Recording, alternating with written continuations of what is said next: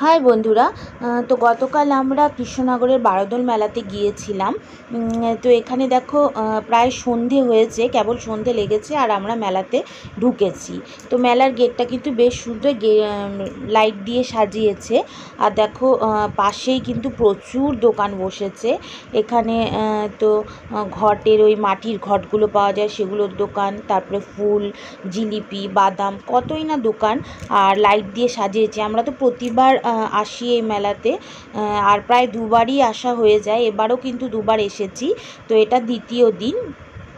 আর আজকে ভীষণ গরম পড়েছিল। মেলাতে তো এমনিই প্রচুর ভিড় হয়েছে, লোকের ভিড়ে মনে হয় গরমটা একটু বেশিই লাগছিল। তারপর কিন্তু মেলাটা প্রচুর বড় হয়, একদিনে তো ঘুরে শেষ করা যায় না, তাই দুদিন আসতে লাগে। আমরা তো প্রায় 2-3 দিন হয়েই যায়। তো এখানে দেখো প্রথমে চপের দোকানে এলাম।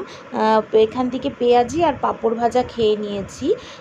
তো পেঁয়াজি তো গরম গরম খেতে খুব ভালো লাগে, আর মেলাতে এসে পাঁপড় ভাজা না খেলে তো মনে হয় ঘোরাটা সম্পূর্ণ হয় না।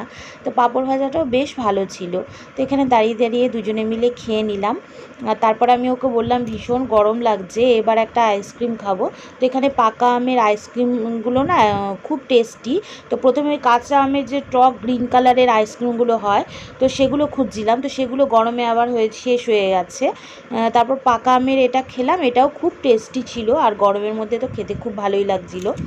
তারপর এটা এই বিগ বাজারের গেটটা এদিক দিয়ে ঢুকে, এবার বিগ বাজারের ভেতরটা কিন্তু একদম চেঞ্জ হয়ে গেছে অন্যান্য বারের থেকে। এইবারের স্টলগুলো একটু বেশি এসেছে দেখলাম। শান্তিনিকেতন, বোলপুরের স্টলগুলো অন্যান্য বার হয়তো একটা দুটো আসে, কিন্তু এবার কিন্তু অনেক এসেছে, তাই মেলাটা একটু বেশ চেঞ্জ লাগছিল।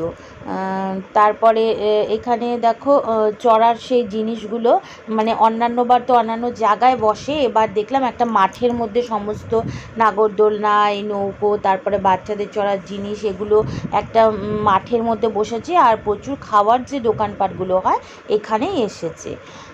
তো আমি আমার বরকে বলছিলাম যে চাগুলো যে হয় মাটির কাপ পুড়িয়ে যে চাগুলো দেয়, ওকে বলছিলাম যে এগুলো খেতে। এমনি তো বাড়িতে বিশেষ একটা চা আমরা খাই না, তো সেইখানে চাগুলো টেস্ট করতে আমরা নিয়েছিলাম।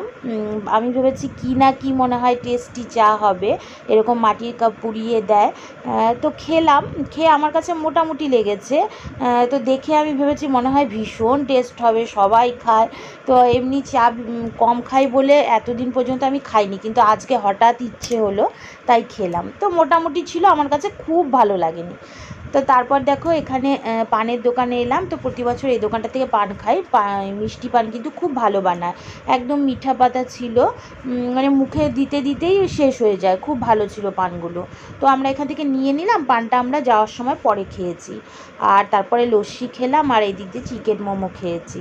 তো আজকের ব্লগটি যদি ভালো লেগে থাকে তাহলে আমার চ্যানেলটি তোমরা সাবস্ক্রাইব করে দিও। তো এখানে মোমো খেয়ে এবার আমরা বাড়ির দিকে যাব, কারণ আমাদের গাড়ি